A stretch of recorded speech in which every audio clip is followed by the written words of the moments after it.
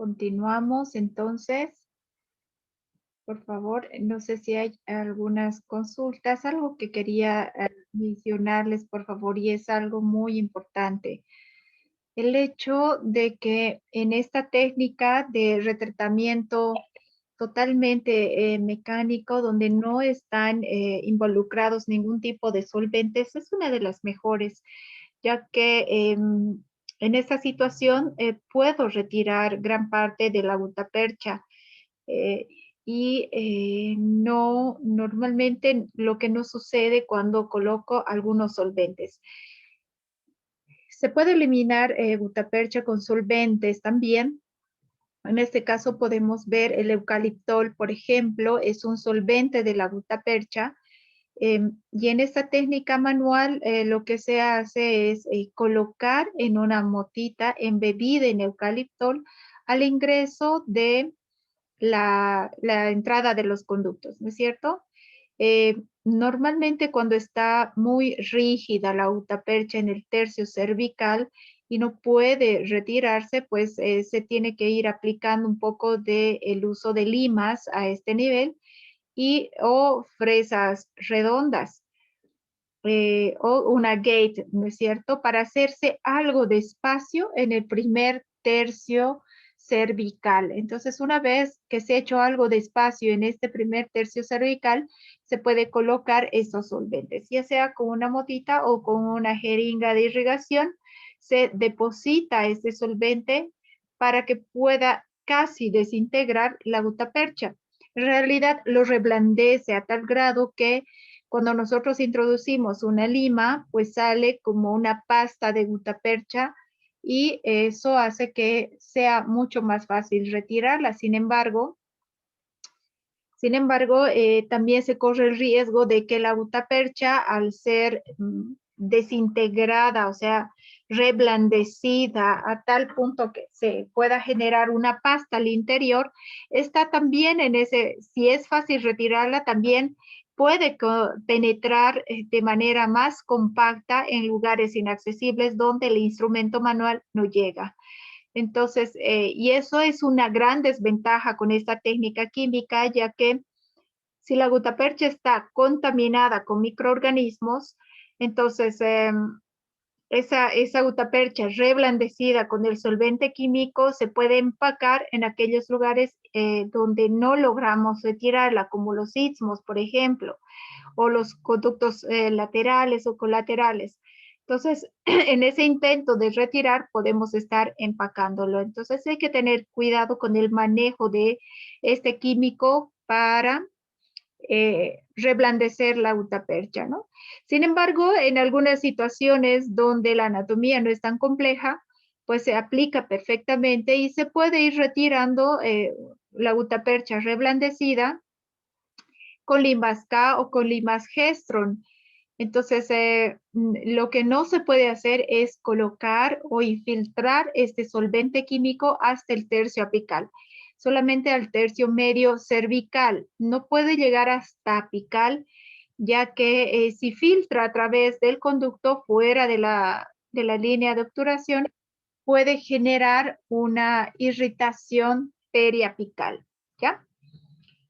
La técnica en sí es aplicar en la entrada del conducto este solventes, haciéndose un pequeño espacio allá y dejando unos minutos para que logre hacer efecto.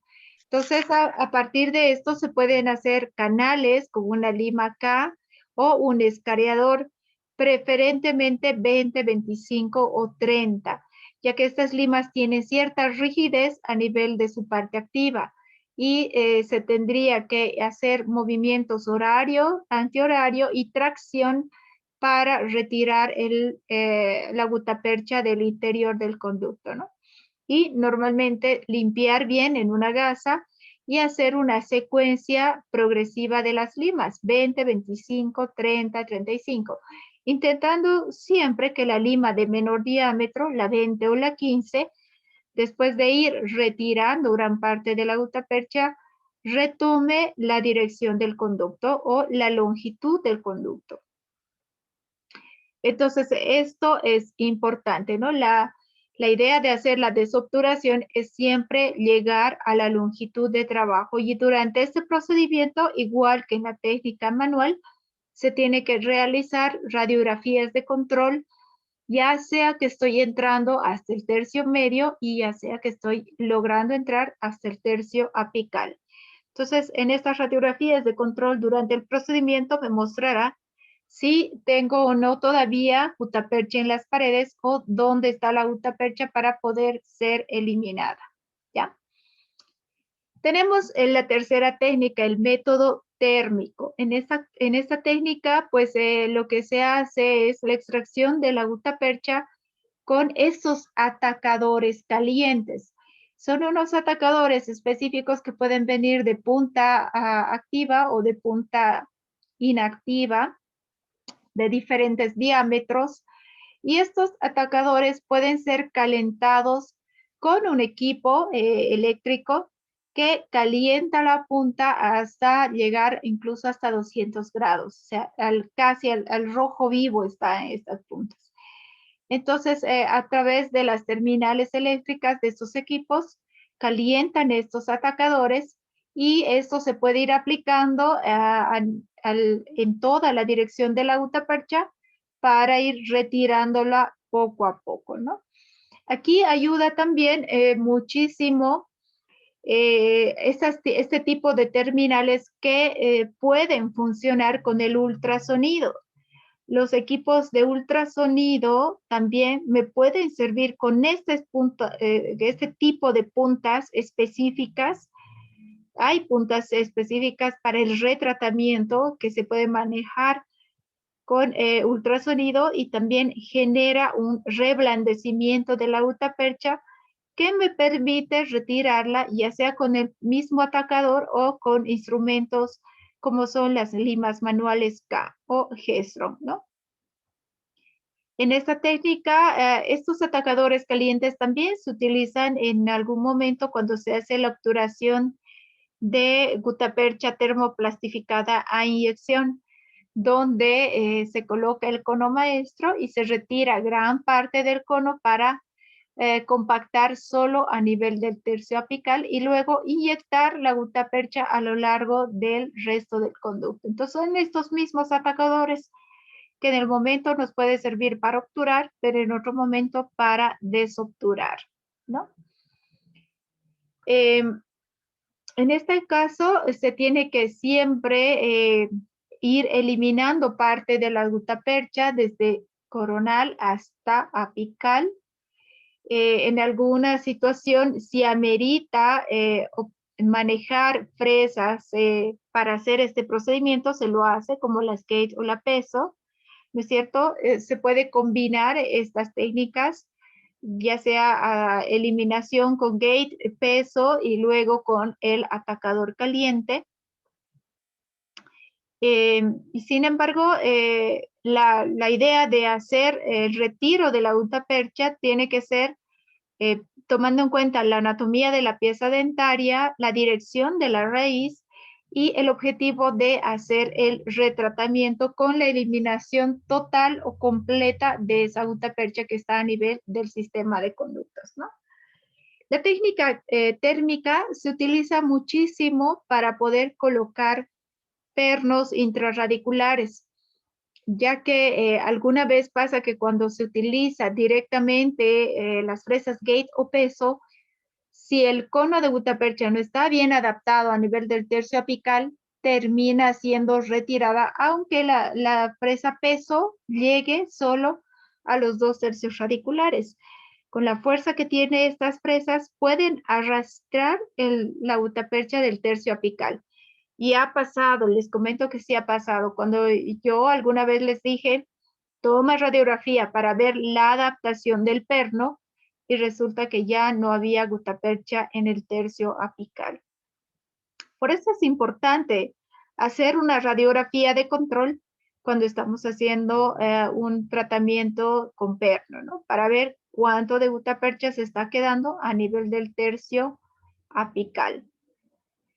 Este procedimiento se Se sugiere poder hacer la rehabilitación con perno después de las 48 horas preferentemente, ¿no? Y verificar siempre que el sellado apical sea el mejor.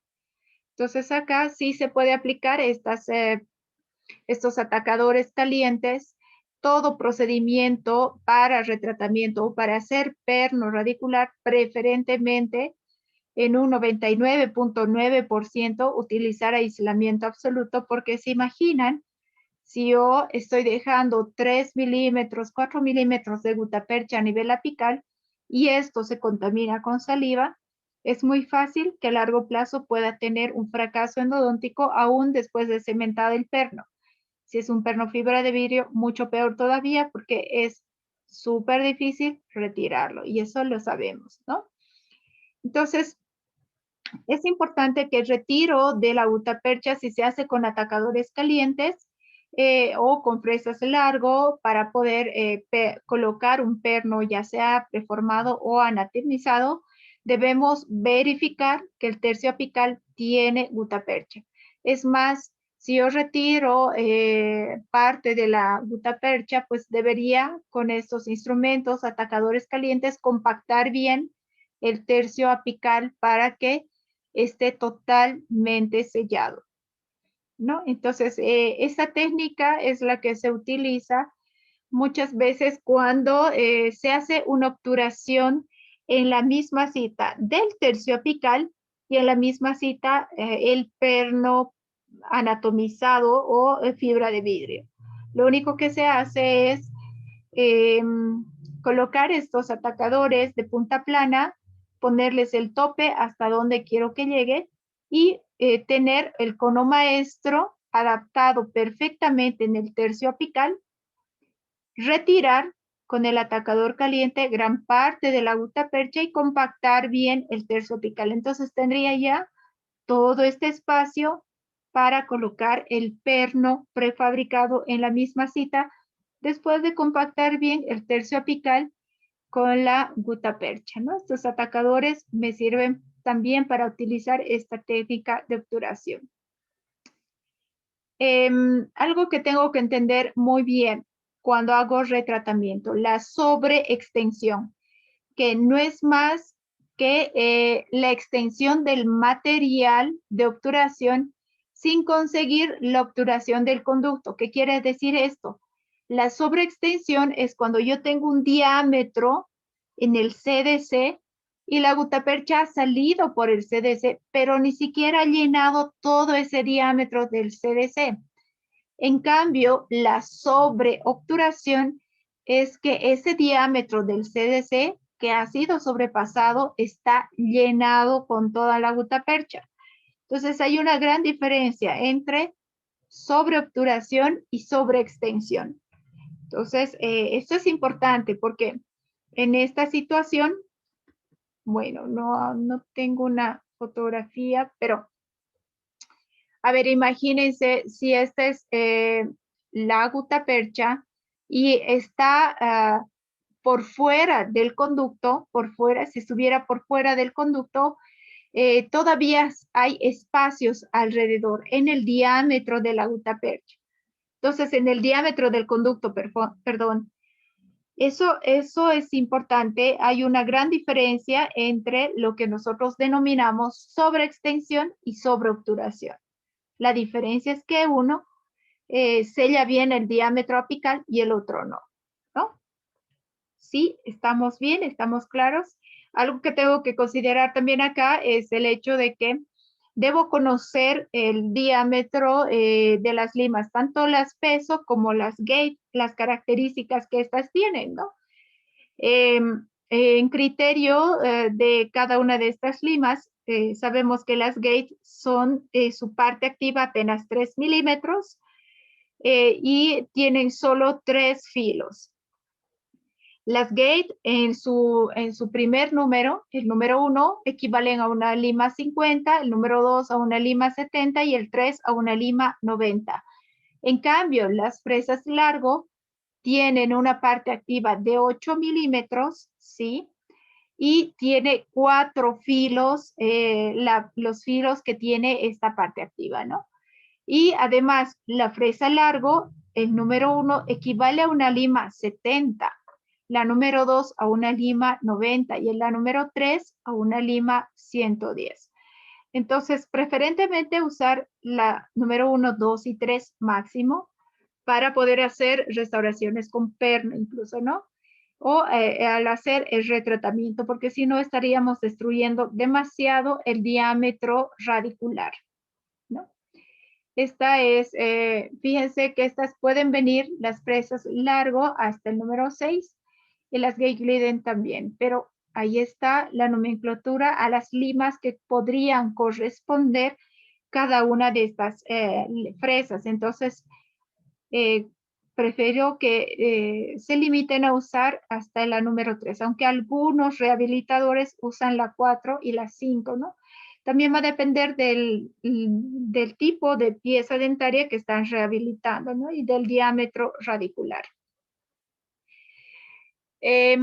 Cuando nosotros estamos retirando gran parte de la gutapercha para un perno, vale la pena hacer siempre una compactación y considerar los cementos selladores para utilizar el perno. Se puede utilizar ionómero de vidrio, pero preferentemente se debería utilizar los cementos duales. Y una vez obturada en la parte del tercio medio radicular, el perno, también se debería hacer una radiografía de control, ¿no? Por supuesto, después de hacer la rehabilitación, hacer un control de la oclusión y pedirle al paciente que venga a hacer sus controles radiográficos. Una pieza endodonciada o mucho más una pieza con retratamiento debe tener un control a los 3, 6 y 12 meses como mínimo, ¿no? Y si hay algún tipo de sintomatología, tendría que venir el paciente a consultar. Algo que se tiene que considerar, por favor, importantísimo cuando se está haciendo retratamiento.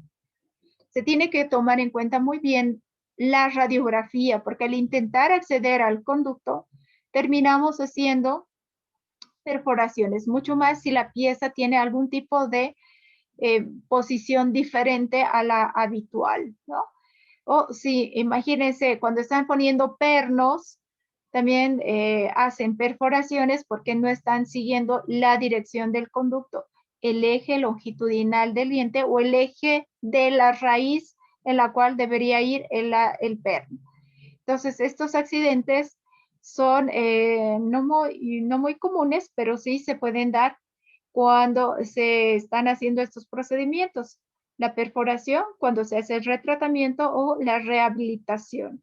Entonces hay que tomar en cuenta estos detalles y la radiografía para estos procedimientos nos van a guiar para que no cometamos ningún error.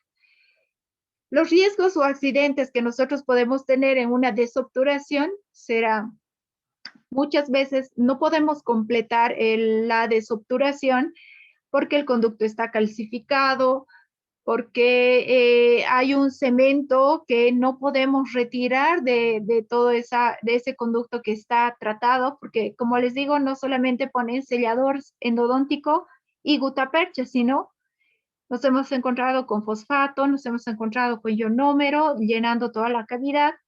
Y hoy en día de los selladores biocerámicos que también son muy difíciles de retirar. Entonces hay que tener cuidado de no sellar endodónticamente con selladores solamente, sino la gutapercha es un material que es factible de retirar para volver a hacer un retratamiento, ¿no? En este procedimiento también podemos llegar a impulsar gran parte de la obturación fuera del ápice, que es un accidente que pasa. En vez de retirar la gutapercha hacia coronal, terminamos impulsando esta hacia apical. La fractura del instrumento es mucho más susceptible cuando se hace el retratamiento. Entonces, nuestros instrumentos tienen que ser preferentemente nuevos. Crear falsas vías es muy común en un retratamiento, mucho más si son molares. Por lo tanto, se tiene que hacer radiografías constantes para evitar este accidente. La periodontitis puede generarse ya sea porque estamos haciendo el retratamiento, se pueden activar algunas biopelículas dentro del conducto y generar una inflamación periodontal. Entonces hay que tener cuidado si se manifiesta para premedicar al paciente, dándole un antiinflamatorio, un analgésico, para contrarrestar cualquier posibilidad de inflamación periodontal. En algún momento, cuando se está haciendo un retratamiento, también se puede reagudizar algún proceso crónico. Una fístula puede exacerbarse y causarnos algunos inconvenientes con el paciente. Entonces, mucho cuidado. Por esta razón, es importante hacer aislamiento absoluto y trabajar con hipoclorito de sodio a una concentración adecuada, ¿no? Fíjense, cuando se hace retratamiento, este tipo de falsas vías se pueden hacer, ¿no? Hay que tener cuidado en la dirección del eje de la raíz.